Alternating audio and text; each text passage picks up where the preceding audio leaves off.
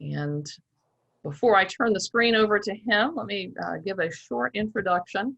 Ryan K. Smith is a professor of history at Virginia Commonwealth University, where he teaches courses on American religious history and material culture. He received his PhD in American Civilization from the University of Delaware and his master's in history from the College of William and Mary. He has also worked as a local records archivist at the Library of Virginia. He is the author of 3 books: Gothic Arches, Latin Crosses, published in 2006, Robert Morris's Folly in 2014, and most recently, and the book that he is here to speak on tonight, Death and Rebirth in a Southern City. And I will mention that there is a companion website for this project that showcases the work done by many of his students. I'll go ahead and put that link into the chat. And now I will turn the screen over to Dr. Smith. Great. Well, thank you so much, Kelly. I appreciate the warm introduction there, and I appreciate everything that the American Civil War Museum has done to put the talk together. And I appreciate everyone being here. It's wonderful to see the crowd. Throughout this project that I've been working on it, I've received a tremendous amount of support from the community near and far. I'm really grateful for everybody taking some time tonight to visit with us. The first message I'd like to give is actually to bring it back to the museum. There's been a study or a survey out that says after the pandemic, there's fears that 1 in every 3 museums in the country may not survive, given the visitation rates and everything else. And so we want to make sure that the American Civil War Museum is going to be around for a long time. They do wonderful services. They've got wonderful collections. They've got a wonderful staff. And so I encourage everybody to make use of the membership if possible, to visit the gift shop and to visit the museum as Kelly has suggested before. It's critical that we help our institutions through this difficult time. A little bit about me before I get into the material of the book. We've heard from the introduction, my academic background. I'm new to Virginia. I only moved here 20 years ago, which, as you know, in Virginia time, that's a blink of an eye. And so how I feel like I really learned the place, Kelly mentioned that I worked at the State Library, at the Library of Virginia, and I've been at VCU now for about 15 years. But I really felt like I got to know Virginia and Richmond by my work here on the cemeteries. By going out and visiting them, by touring them, by meeting the people involved with them. That gave me a perspective on our state and our city that I certainly would not have had otherwise. And so with that in mind, it makes sense. These are essential historical sites. And if you're here tonight, I'm sure you recognize this, you know this. They're particularly important for communities that did not have access to a lot of resources and literacy and writing. So they preserve physical elements of the past that give us access to underrepresented groups in the historical record. They're important for us personally. Through the cemeteries, we learn a lot about ourselves, our identity, what we believe about life and death, and how the past relates to the present, and what our social groups are like. And even more than that, I would argue tonight that these cemeteries have played a really important role in the nation's history and our Commonwealth's history. They have shaped political fortunes, and they have shaped the kinds of stories that we can tell among the public. And so we recognize them as just really powerful sites on a number of different levels. And I had always been interested in the religious landscape. But this particular project started for me about 10 years ago when a colleague at the University of Richmond, Doug Winiarski, suggested that we teach a course on the history of Richmond cemeteries and take students out and tour and look at the city's history through this lens. And my experience in doing that, as I started to lead those tours, I thought it was a great idea. And when I saw the students' reactions to these different historical sites, and we got to meet some of the stewards involved, some of the activists, some of the preservationists, some of the managers, it was really transformative for me. I really was energized by it. I could tell that the students were getting something out of it that we didn't get in the classroom. And so it's been over these past 10 years that, to me, it really struck me that there is a need hopefully for a book like this. I think that we have a nationally significant landscape, historic landscape here in Richmond. The capital of the state, the capital ultimately of the early state of Virginia that grew out of that large British colony of Virginia. We've got a long history. We've got key events in the history of slavery and Civil War and emancipation. And so I think that these sites are deserving of a lot of attention. And as I was writing the book and leading the tours, it struck me that what has been written about Richmond cemeteries generally falls into two categories. The first is maybe a particular study of just one site. So if we think of, say, Hollywood Cemetery, there's about 2 or 3 or 4 different books just on Hollywood Cemetery alone. And then there's good books on Shockoe Hill Cemetery or on the St. John's Churchyard. So there's one category of book just on a single site. And then there's another category of book that looks at all the cemeteries of a particular group of people or a social group of people, like the history of Black cemeteries in Richmond or in Central Virginia, or the history of Confederate graves in the area. And those are really useful and telling, but I grew a little bit restless. I wanted to have a study that could bring these threads together, that could put these different historical sites on the same page, and then make the connections, make the comparisons between them that will really help inform our understanding of how they're different.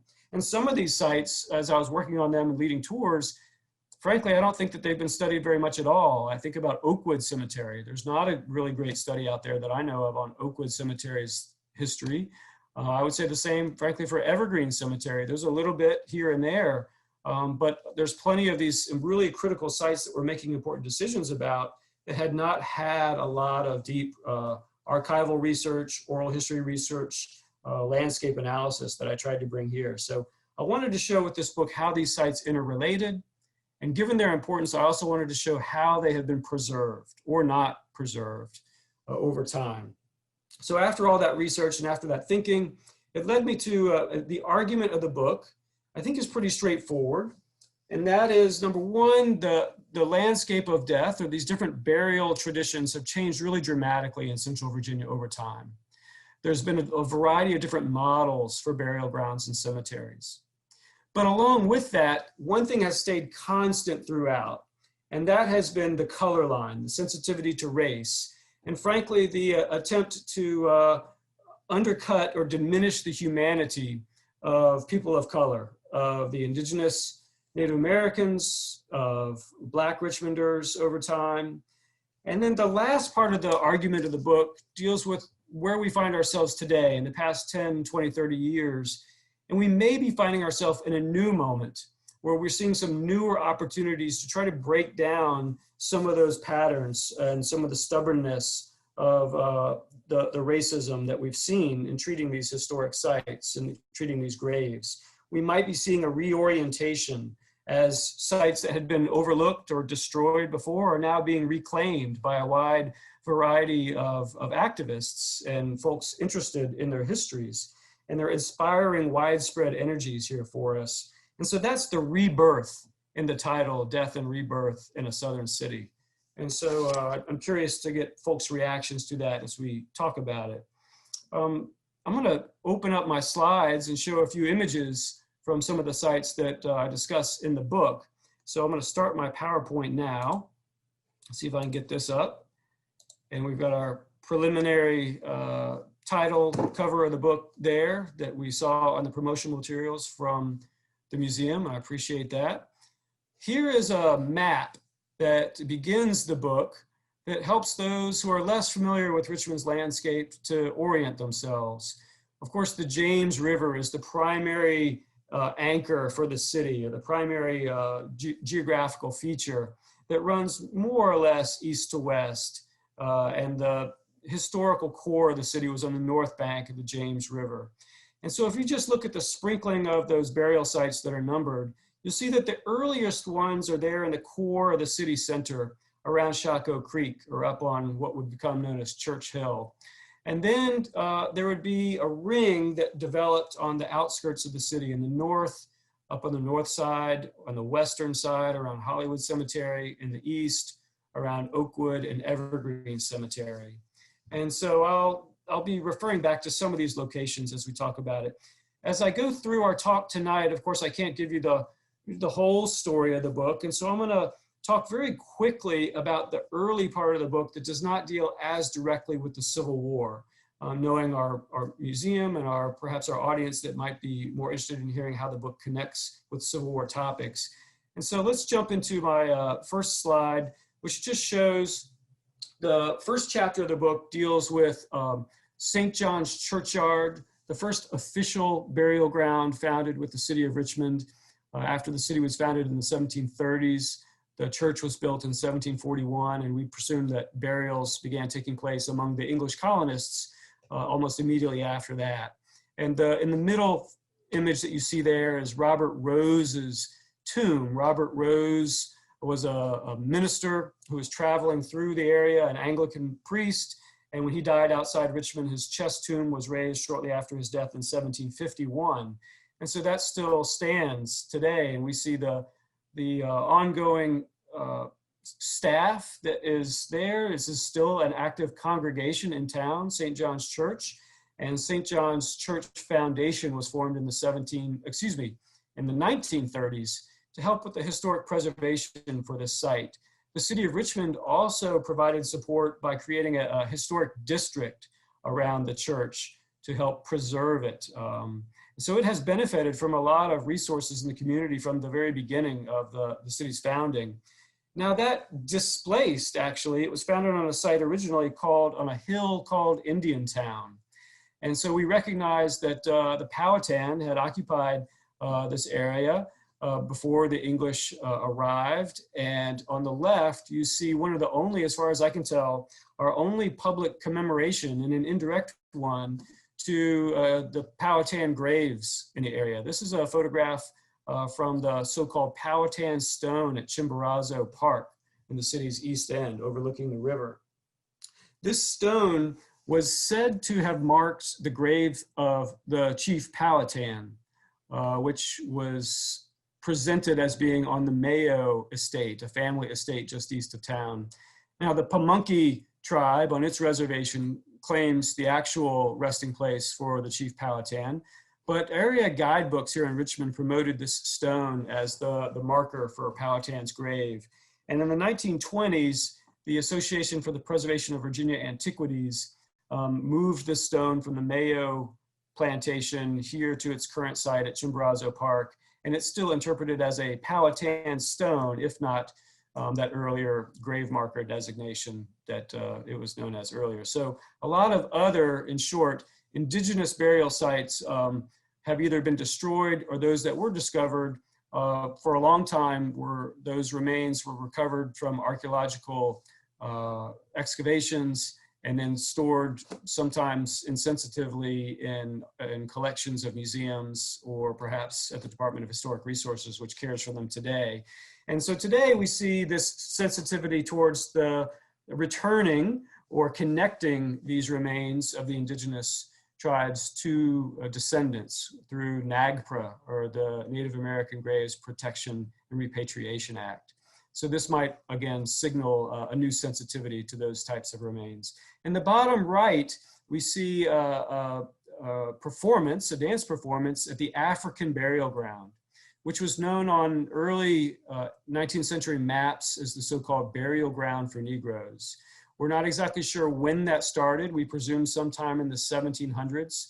This was, as far as we know, the earliest burial ground dedicated for those of African descent in the community, and which made up about half of the city's population from its early days all the way through nearly to the present. And that burial ground for Negroes, so-called, was a bad site. It was flooded after rains. It was associated with the gallows and with the powder magazine. And so it had been not treated with respect during its life. And then immediately after it ceased its use in 1816, it was repurposed by the city for other uses, ultimately being capped by the Richmond-Petersburg Turnpike. But those of us who have been in the city for a certain amount of time recall that in 2011, after a large number of protests by a number of activists, the state was able to come up with money to award the portions of this site to the city of Richmond, where it is now reclaimed as the African burial ground and is able to host a number of really meaningful ceremonies that acknowledge this place of this sacred burial place for African residents in the city's earliest generations. But moving from these first kind of, you can see the relationships among these different sites already hardening in the very beginning of the city's trajectory. And then the next generation of sites after the American Revolution, we see that continue even with new types of cemeteries. And so on the north side of town in 1816, around that time, a little bit before, the city created a poorhouse tract, and they knew that they would be running out of space for white residents around the St. John's churchyard. And so they were planning for a new white burial ground, and they knew that that so-called burial ground for Negroes in Shockoe Bottom was filling up. And so one of the first things they did is set aside 2 acres there on the upper right, a graveyard for free people of color, and then a graveyard for slaves. Initially 2 acres given over to those of African descent, whether free or enslaved, and that opened up. And next to it across the street was an acre of ground given over to the Beth Shalom congregation, one of the earlier Jewish congregations in the United States. And they built a cemetery there. And then we'll talk in just a minute about that so-called new burying ground, which would come to be known as Shockoe Hill Cemetery. But I want to talk about this second African burying ground, if you will. It was initially, as I say, 2 acres. It remained active from 1816 up until 1879, with at least 22,000 burials over generations here, mostly during this period of enslavement before the Civil War. The name for this site was very unstable. As you can see there, we've got one title. It was later on called the Colored People's Burying Ground. It was also on a map called the African Burying Ground. Later on, it would be called the Potter's Field. And it would expand over time. It would expand in the 1850s to across the street around the city hospital that we see here from an early photograph. And this was also the site during the Civil War where Union prisoners of war were buried outside the walls of Shockoe Hill Cemetery and buried alongside those of African descent, whether free or enslaved, on this expansion of this Shockoe Hill African burying ground. So when I was at the Library of Virginia, there was an archivist there who was tremendously helpful, Minor Wisiger, and he told me that there was a few surviving interment records from this portion of the burial ground. You can see up there, the title is so-called, this is the language of the time, Colored Interments near Shockoe Hill Burying Ground for the quarter ending July 31st, 1862. These are some of the earliest ones we could find. And you can see there how the keeper of these burying grounds listed out the interments there. They separated it out by male and female and stillborn. On the left, we can see the names, if the names were known by the keeper who registered these records, the age of the deceased, the disease that they died of, and then if they were enslaved, who their owners were. Note the very top line, if you can read the handwriting there, it's the very first entry up there for May the 2nd, 1862, a colored prisoner of war, 2 years old, free. So of course, this is the first year or so of the Civil War. The site had been, the numbers of people interred there had basically doubled during these war years. And then a very interesting reference to African-American prisoners of war among these other longtime Richmond residents or transient folks who had been swept up into the slave trade, who may have died in the city and were buried in this particular burial ground. Now, this burial site, after it ceased its usefulness for the white community's sense of needing a spot here for the burial of the enslaved, and after it started to fill up, it became subject to a pattern of desecration and destruction. One of the first experiences of this was right at the tail end of the war in 1865, when the Confederates evacuated Richmond. They blew up the powder magazine across the street, and that ended up damaging a lot of the graves in this particular burial ground. And that process of destruction would continue. This is what the core of that historic site looks like today. There were road and bridge projects put through the ground. Ultimately, the city gave this property, sold the property to the Sun Oil Company, which built the remains of this gas station that we see on the property. This is the intersection of 5th and Hospital Streets as it looks today. There's no historical signage, and so it's fairly upsetting to us to know that this may have been the largest ground in terms of interments for the enslaved in the nation. You know, it went on for such a long period of time. The numbers that we've been able to gather compare with any other burial site for the enslaved that we've been able to identify in the nation in the 19th century. And it's essentially unrecognizable on the landscape today. However, this theme of rebirth, there's a descendant, Lenora McQueen, who has been an incredibly active advocate for this site. And she has helped push forward a National Register nomination to get it listed on the Register for Historic Places. We're in the process of developing that now. The preliminary information form had been unanimously approved by the state's Department of Historic Resources.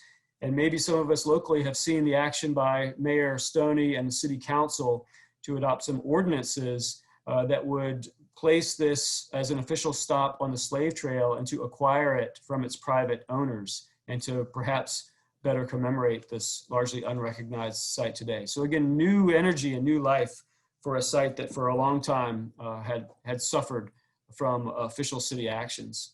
If we look across the street to Hebrew Cemetery, we see an 1898 chapel there near the entrance. Hebrew Cemetery also has national significance. It's one of the oldest active Jewish burial grounds in the South. And Richmond Jews, after the Revolution, found success in the city. And they generally supported the institution of slavery, generally supported the Confederacy during the Civil War. And after the war, immediately following the war, as with Hollywood and Oakwood cemeteries, there was a Ladies' Memorial Association that gathered to help perpetuate the memory of these soldiers that were buried in Hebrew Cemetery, the Jewish Confederates that were buried there.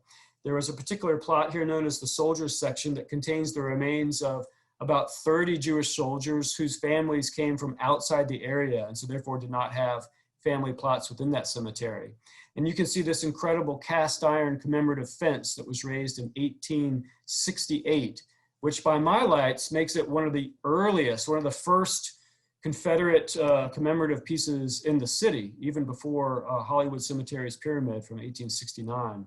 And you can see the stacked rifles there, the furled flags, the caps, the crossed sabers or swords and laurel wreaths.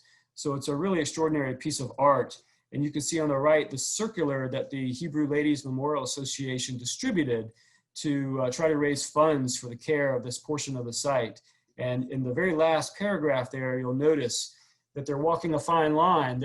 A lot of their language has to do with the general development of the lost cause and celebrating the war effort and valorizing the soldiers that fought for it. But they're also concerned in that last paragraph about what they call the tongue of slander, ever so ready to assail Israel, shall be raised against us. There is our reply, they say. So they're walking a fine line between assimilation into the city's establishment, but also recognizing the distinctiveness that the Jewish community's traditions entail and the special social situation that they occupy as well. So a very interesting site that's still maintained by the Hebrew Cemetery Company, which is affiliated with the Beth Ahaba congregation. Now, the Shaco Hill Cemetery site, right up along these things, was initially called the New Burying Ground. This was established for the white community. You can see that its organization is different from the churchyard, which was a little bit more muddled, which was a little bit less organized. This almost looks like a city plot, right? You've got these perpendicular avenues up and down, left and right. And they would have sold these sections to families, and they passed ordinances that prevented Blacks from not only not being able to purchase burial sites there, but even from entering the cemetery unless they were doing so as workers or as servants for white families. So even though this is a new vision of what a cemetery could look like and operate like, it still is maintaining that racial order that we saw established from the beginning of the city.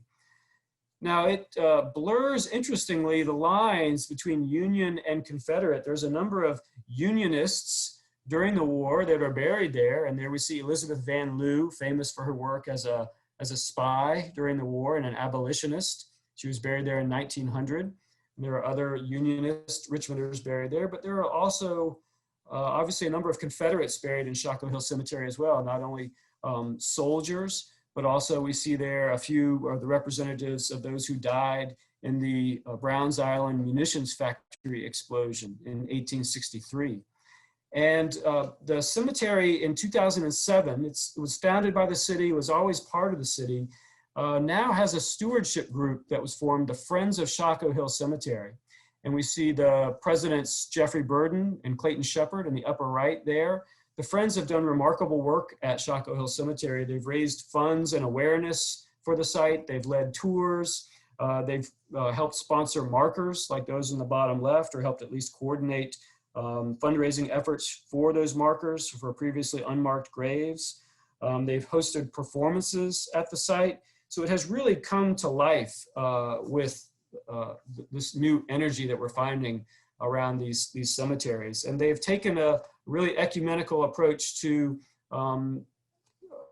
commemorating not only Confederate connections, but Union connections there as well. And even most recently, marking the graves of a very few number of African-American burials that came after the Civil War in that cemetery, usually associated with their employer families. So exciting stuff happening there, but we're gonna see this, I'm sure, Shockoe Hill Cemetery get in dialogue with that unrecognized, unmarked site of the African burial ground portion of the Shockoe Hill site, as well as Gilpin Court, which is just on the outside of Shockoe Hill Cemetery's walls. Moving us forward into another phase of cemetery design. From that grid of Shockoe Hill Cemetery, we see the new rural cemetery movement come about in Richmond. Hollywood Cemetery, and then the city's Oakwood Cemetery. You look how different those plans are. They were founded on the western edge of the city and the eastern edge of the city, 1847, 1854, respectively. And those rural cemeteries, so-called, were intended to convey a totally different feel. They were supposed to be more pastoral. Even just their names themselves suggest that.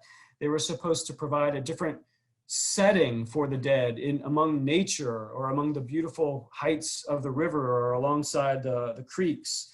And these have, as I said, a new model for cemeteries, but again, excluding African-American burials from them in Hollywood Cemetery, and having a segregated section in the city-owned Oakwood Cemetery. There was a section along Stony Run Creek in the lowlands on the far eastern site of that tract that was set aside for Black burials. So this new model is still able to accommodate and reinforce those racial dynamics.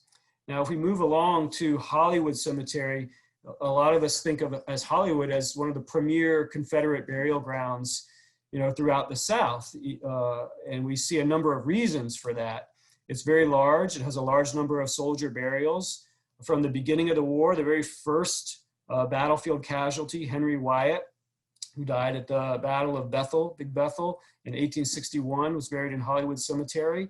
And then on the far right, you get the president of the Confederate States of America, Jefferson Davis, and his family buried in the Davis family circle. Jefferson Davis, of course, his body originally buried in New Orleans, but in 1893, his body was brought for reinterment at the family circle in Hollywood today. And then in 1869, after the war, another Ladies Memorial Association forms that helps gather up and rebury some of the Confederate graves, either from Gettysburg or outside the Central Virginia region. and raised funds to care for and turf those graves and raise this extraordinary pyramid monument in 1869 in the center of that soldiers section. And I treat these, and the title of the chapter in the book that deals with these two cemeteries, rather than calling them the rural cemeteries, I call them the Confederate cemeteries, because they were both founded shortly before the Civil War, and these large numbers of casualties dwarfed for a time the private burials that were taking place there.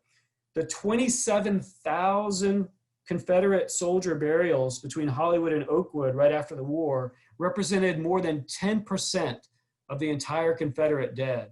So these are a really substantial proportion of all the Confederate dead. And as late as 1896 in Oakwood, Confederate soldiers were still more than half of the burials there. And so we see a lot of reasons for these close associations between the Confederacy and Hollywood and Oakwood Cemetery. Now, if we look at the upkeep and the preservation of Hollywood Cemetery, it has a really enviable spot. It has right now a $49 million plus endowment that's growing. It has its own Friends of Hollywood Cemetery group that's done great work in terms of raising funds. They've hired a full-time conservator. They've digitized their records. They've created new overlooks and projects throughout the cemetery. They've hosted picnics and musical events at the cemetery, and they've really done a lot. Hollywood Cemetery draws about 200,000 visitors a year at least. And we see throughout the city's change in our landscape this summer, where Confederate statues in public spaces like on Monument Avenue have been reevaluated and recontextualized and taken down. We do not see that same kind of energy sent towards Hollywood Cemetery, where we just saw Jefferson Davis's monument is still standing. So an interesting dynamic between what we see, the energy surrounding a cemetery versus a public street like Monument Avenue. And Oakwood Cemetery, also city-owned, this had a rougher time of it during the war itself. There on the left, you get a photograph showing those soldier burials at Oakwood, and you can see just the rough wooden headboards that are there. There was enslaved laborers put to work digging trenches for those graves. We know that some of those enslaved laborers ran away and that there were advertisements in the newspapers for their return. And so it has an interesting labor history there. Oakwood Cemetery also had a larger number of just privates, just enlisted soldiers, rather than the larger numbers of officers and generals and celebrities and notables at Hollywood. All the way up to the present day, Oakwood had its own Ladies Memorial Association. And right now, the Sons of Confederate Veterans receives steady funding from the state for the upkeep of those Confederate graves. And here's a photograph of a recent Confederate Flag Day showing uniformed participants parading with the flags, showing the kind of current activity and commemorative activity that these sites foster outside of the unmarked Black portions of the Oakwood Cemetery burial grounds. The national cemeteries, putting all this stuff again in conversation. Richmond National Cemetery, I find that my students haven't heard as much about it. There's not as much talk about it. We all talk about Arlington National Cemetery, but it's quite extraordinary to have a national cemetery within 2 miles of the Confederate capital, the one-time Confederate capital. And the Richmond National Cemetery starts in 1865 with the Union arrival in the city. And here we see a photograph from Alexander Gardner taken on Belle Isle, showing the prisoner of war camp's burial ground on Belle Isle, with a soldier kneeling in front of one of those burial sites and those wooden headboards that might have given some indication of the names of those prisoners that had been buried there. There's also an extraordinary survival of a do-it-yourself dog tag on the right that one of the descendants of a soldier, a Union soldier that's now buried in Richmond National Cemetery, Addison Beardsley, he must have created for himself, bought for himself. You can see that shield version on the upper right, and then his name inscribed on the bottom, and then with the hole in it that might have had a string or a clasp around it that would have helped identify his body after his death. And so after the surrender, as the Union moves in to occupy the South, reburying the Union dead, which was scattered throughout the battlefields and throughout sites like this, becomes a high priority for the War Department. And so Richmond sees about 5 of these in its immediate area. There's Richmond National Cemetery, which is the largest and the closest to the capital, but a little bit further afield are Glendale National Cemetery, Cold Harbor, Fort Harrison, and Seven Pines National Cemetery. The vast majority of the soldiers buried there, they're all Union soldiers, but the vast majority are unknown. Here in Richmond National Cemetery, it gets about 6,000, 6,300 interments from Belle Isle or Oakwood Cemetery or battlefields or outside the poorhouse. 85% are unknown.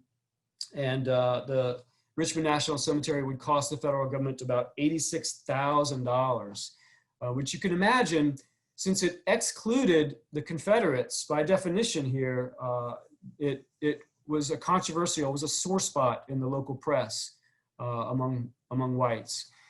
It did draw a lot of national attention. There's a poem that was published in a New York magazine in 1876 that reflected on the Northern experience visiting Richmond National Cemetery.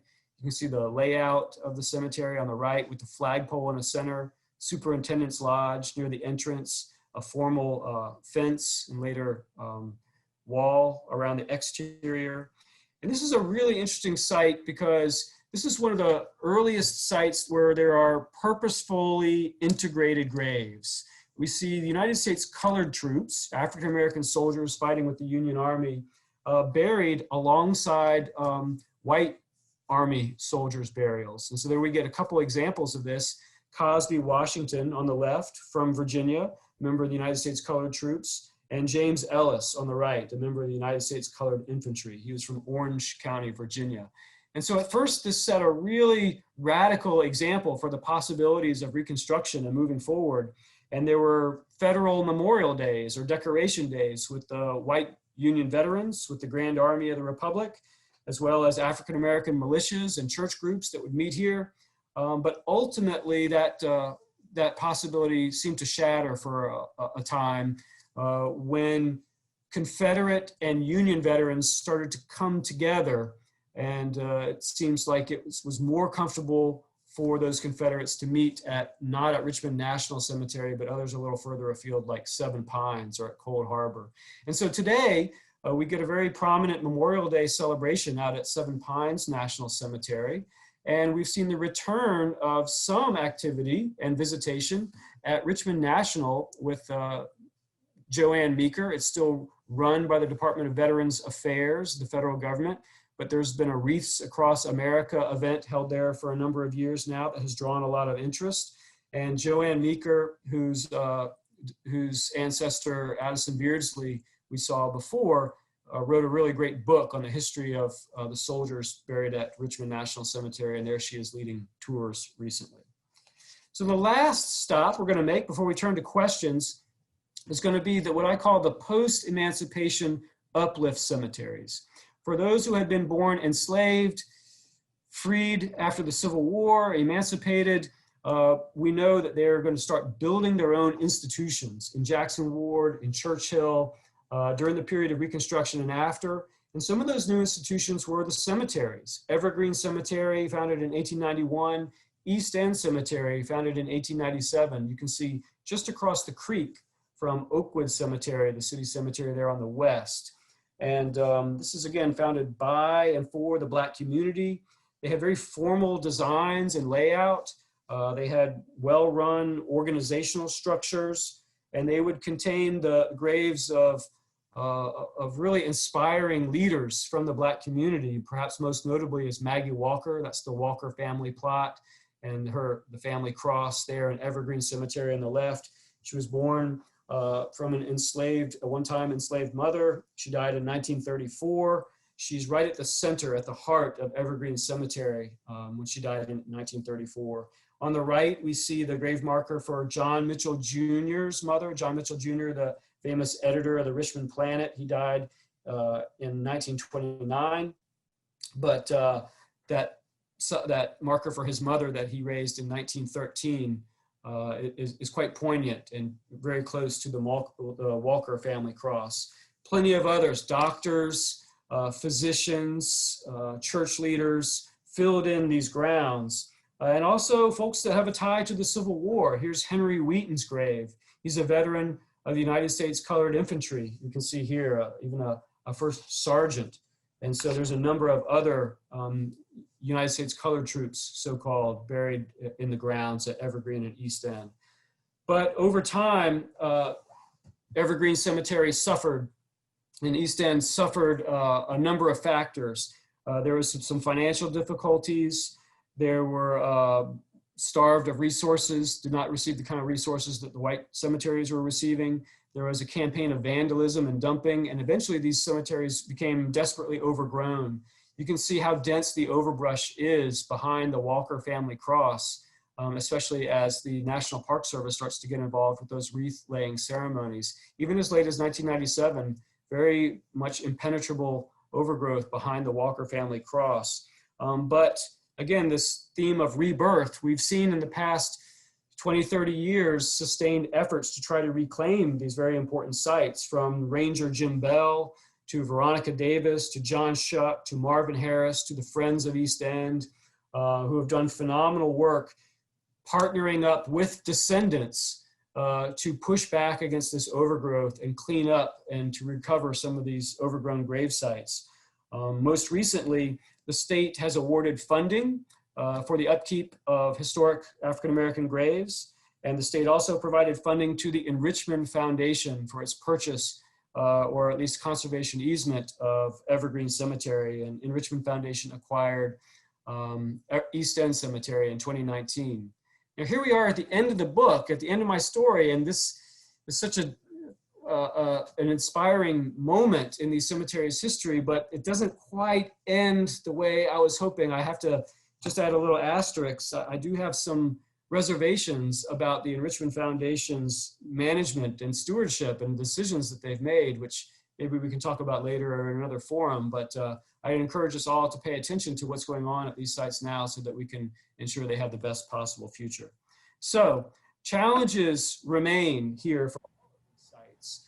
And we don't see a coherent, kind of a single entity driving all of these things, but we see a number of forces that are working for the preservation of these important sites. I'd ask, is this our moment of rebirth? Is this where we learn the value of all of our community members through their graves? Is this where we work across previously hardened lines to recognize our shared history? Because I think our understanding of the Civil War and our understanding of ourselves really depend on these fragile sites. And those are very similar lessons to our host tonight, the American Civil War Museum, and the way it presents its material as well. So thank you for the opportunity to talk about this material. I just leave you with one last slide. Kelly was kind enough to mention the website. There is a richmondcemeteries.org website that has a little bit more information on all these burial grounds, as well as a news section that has some blog posts. But you can also see my students' research projects highlighted throughout the site. I have tremendous student research projects that developed that were just too good for me to keep to myself, so I wanted to be able to circulate them out in the community, as well as informing me on this project. So I encourage you to take a look if you haven't seen the site before. So thanks, everybody. I'm happy to take any questions that we have. All right, well, thank you. That was an excellent talk. And I know I saw some questions coming in. So we'll start here at the top. Someone says that they've read your book and found it very informative and intriguing. I have one question that concerns the role of Black cemeteries in the debate over reparations. Considering how Black cemeteries have historically been bulldozed over by white developers, and the subject of grave robbery and desecration by hate groups or medical scientists, or have been neglected and left to decay, how do you think reparations might play into reclaim of historic Black cemeteries? Sure. So that's an excellent question.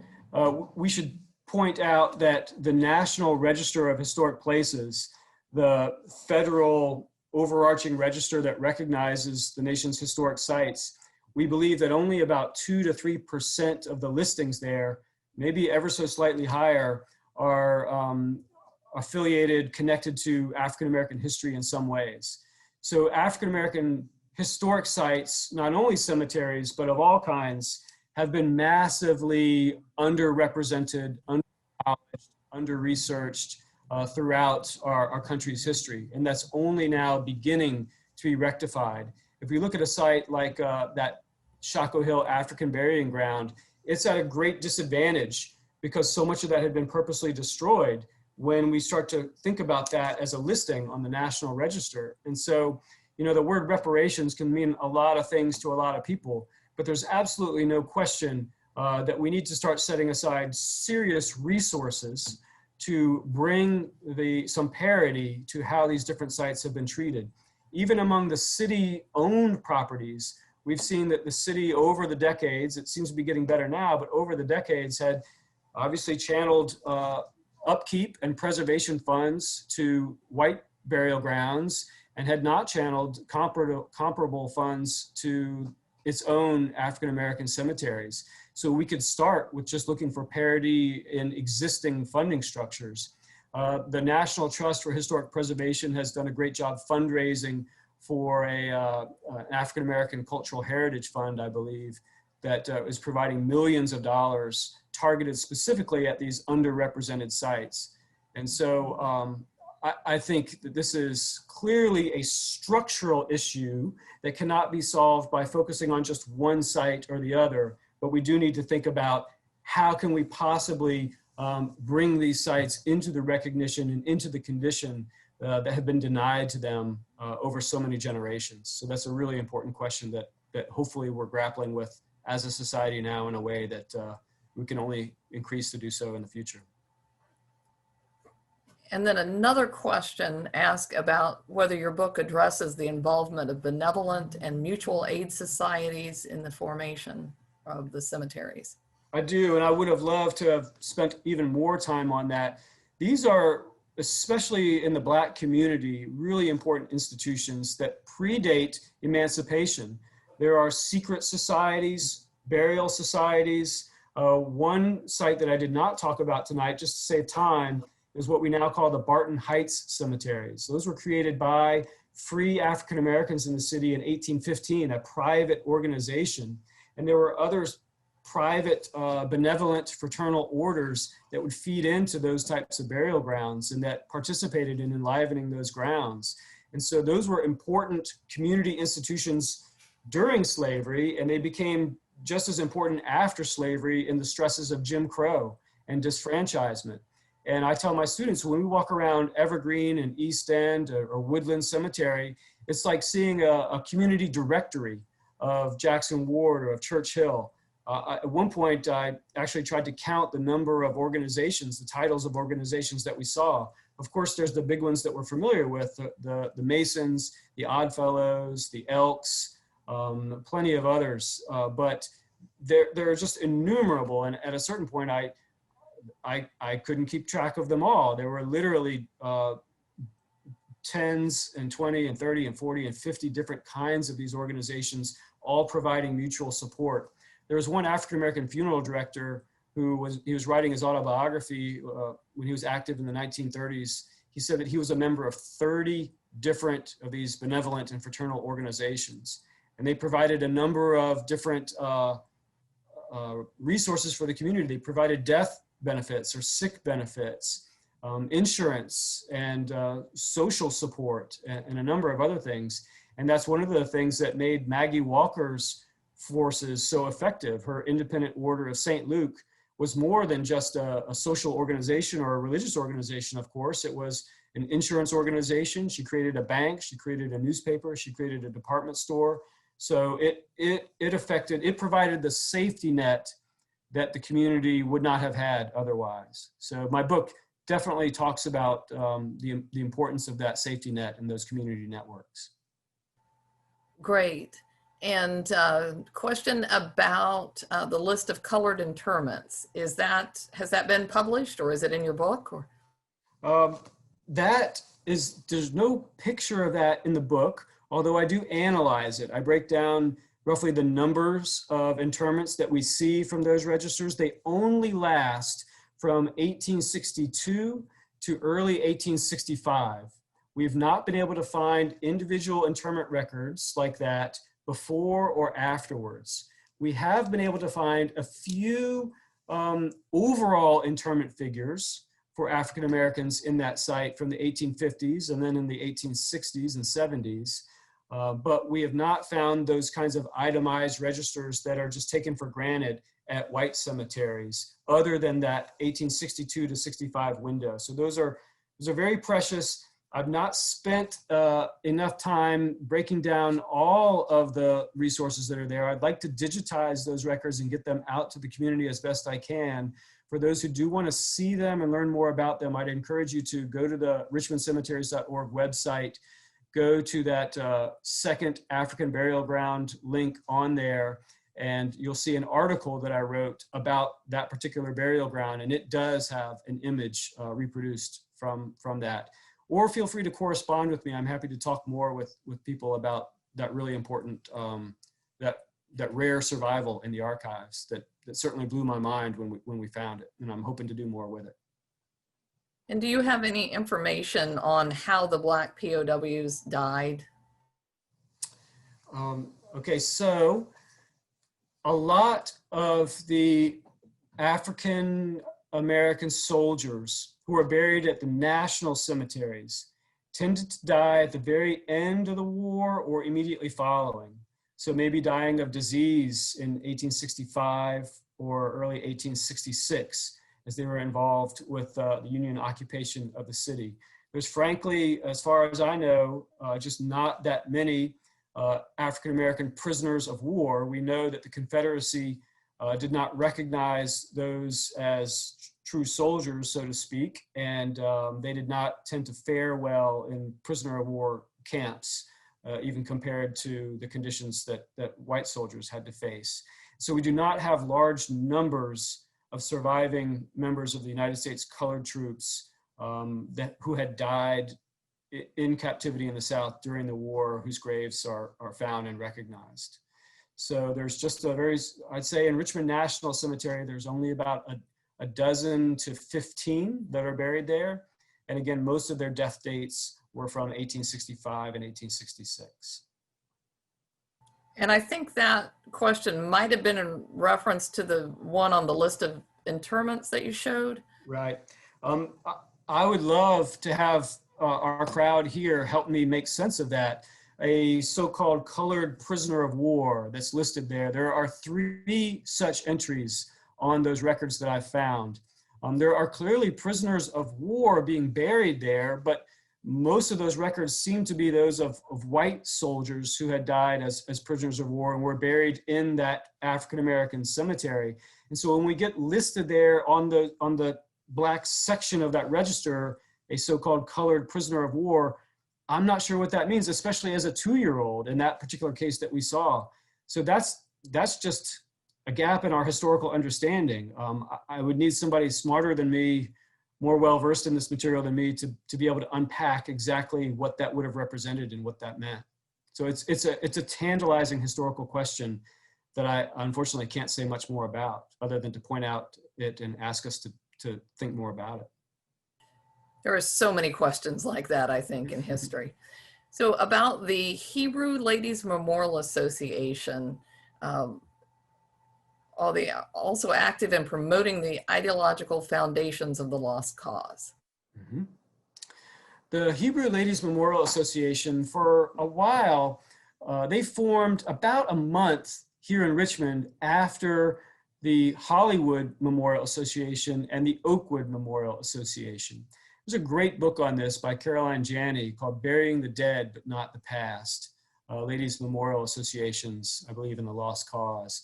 And so if you want to read up on that, I talk a good bit about it in my book, but her book certainly says a lot more about those. And there's been some wondering about whether the Hebrew Ladies Association, those members did not feel as comfortable in the Hollywood or the Oakwood associations. There certainly were explicitly Christian connections to those other ladies' memorial associations. They met in churches for some of their organizational activities. They had ministers lead prayers at their meetings. And the vast majority of soldiers for whom the graves they cared for were Christian soldiers.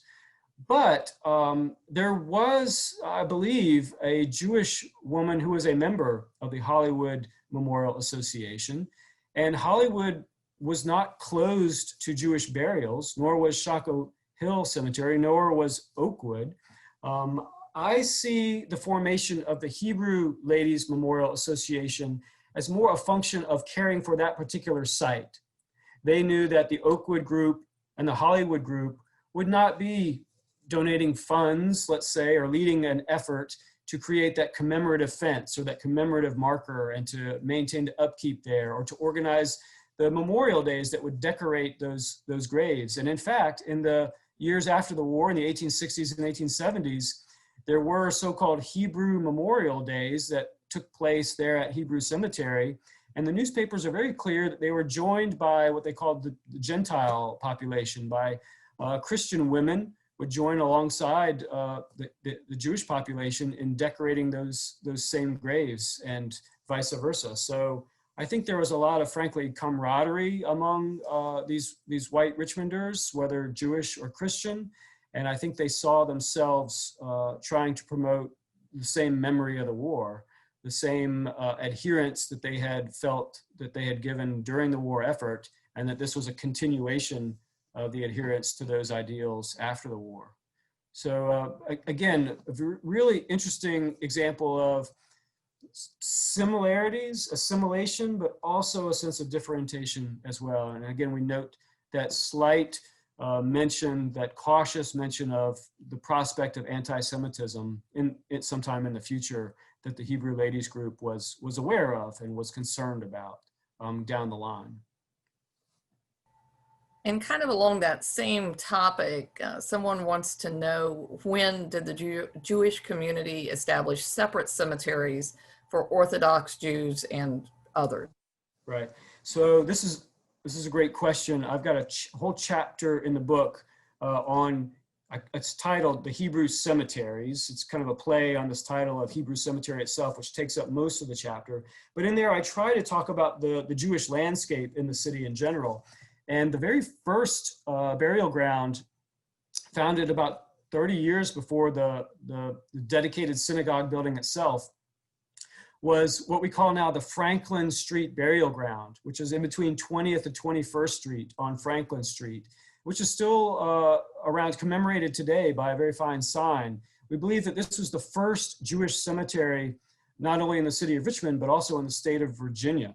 And this was a lot that was donated to the congregation Beth Shalom shortly after its founding in 1789.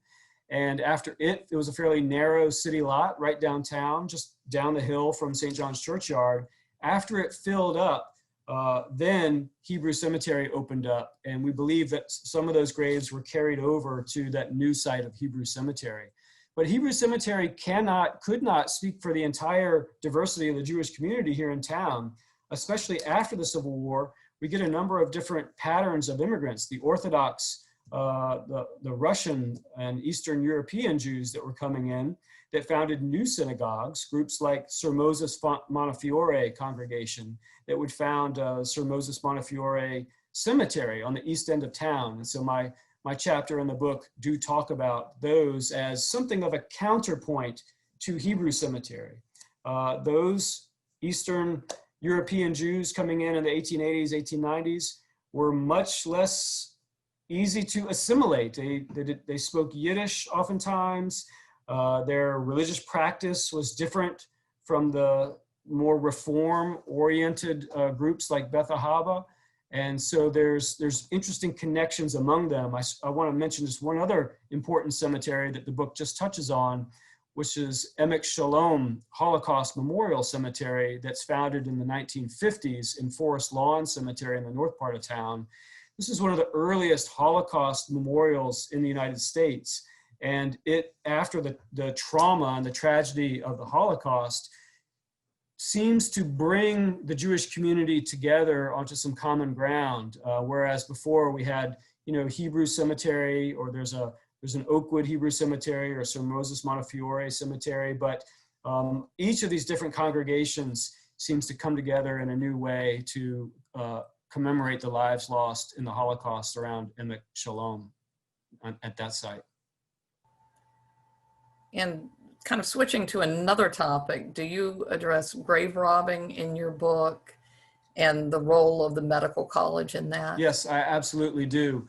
You know, that's part of the story that we're telling here. It shows you how fast it's changed. Of course, just to get everybody up to speed, in 1994, there was a well discovered the medical campus of ECU while they were building a new medical building. And in that well were the remains of 50-some African Americans primarily, who showed signs of anatomical study and saw marks that dated from before the Civil War. And so these represented the practice of grave robbing to procure anatomical specimens to help with anatomical education at the medical school. And these were taken largely from that Shako Hill African burying ground. I think I've documented in the book the earliest episode of this, which happens even before MCV is founded in the 1830s. And there's some tension there. The keeper of that burial ground complains to city council that this practice is taking place. And ultimately the state would pass laws against the practice of removing bodies, any human body, from the grave. But we see that that's just not very well enforced. And so the practice is widespread before the Civil War and after the Civil War of preying particularly on the bodies of vulnerable Black populations and using them, again, at MCV and at University of Virginia's Medical College and all the way up and down the East Coast. And so my chapter on the antebellum African-American graveyards deals with that issue.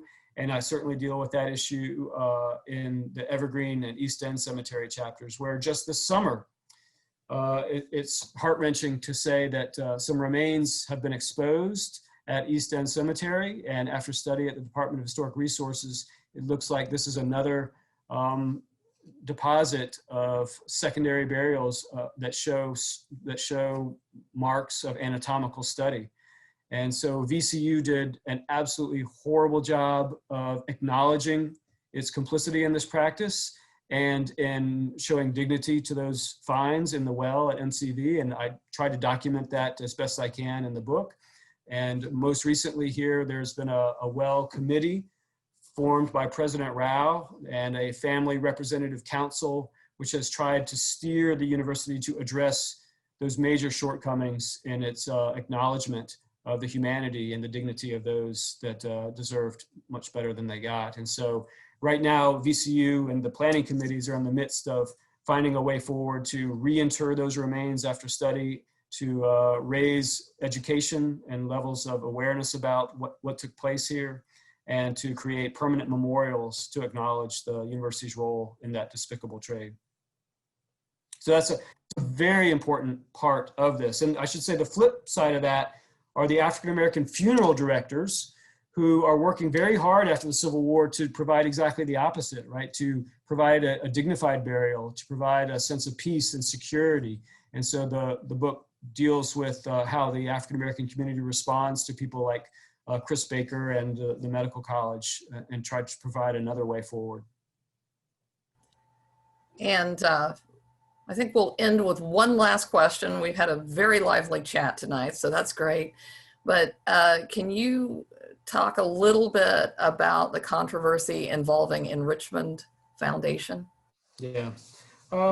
Well, I could talk about that all night. And so the short answer is take a look at my blog, richmondcemeteries.org. Under the news tab, I've vented there for my concerns. My big concern is two things. Number one is transparency. I think the public deserves to know a little bit more about how that particular organization was selected to receive the kind of state funds that it did, that enabled it to become the owners and stewards of this critically important historic site. They had not, the Enrichment Foundation managed a site on that level before and did not have a lot of preservation staff or historians on staff. But my other major red flag that I'm seeing that I wish I was not seeing, and I think could be avoided and hopefully can be repaired in the future, but is the fact that the Enrichment Foundation has alienated a lot of the longtime volunteers who are doing incredible work, uncovering graves, connecting with descendants, recruiting volunteers, leading tours, doing historical research.